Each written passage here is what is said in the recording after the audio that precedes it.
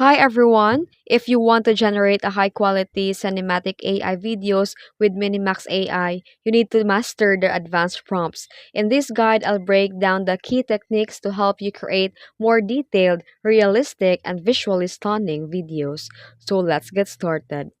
You need to understand the core elements for a strong prompt. A good AI prompt should be descriptive, provide a clear details about the scene, characters, and environment. Structured, use a logical order like settings, then characters, action, then effects. Then, emotionally engaging, capture the mood and tone, like mysterious, epic, or peaceful. Then, it's cinematic, mention camera angles, lighting, and effects.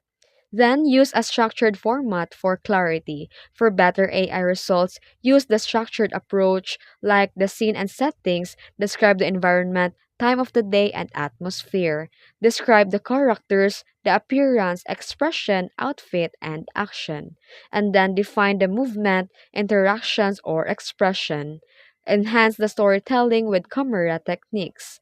And use the advanced cinematic techniques like the shot types and movements. Wide shots when you are establishes the setting, close up focuses on character emotions, tracking shot follows a moving subject, and slow motion that adds dramatic effect.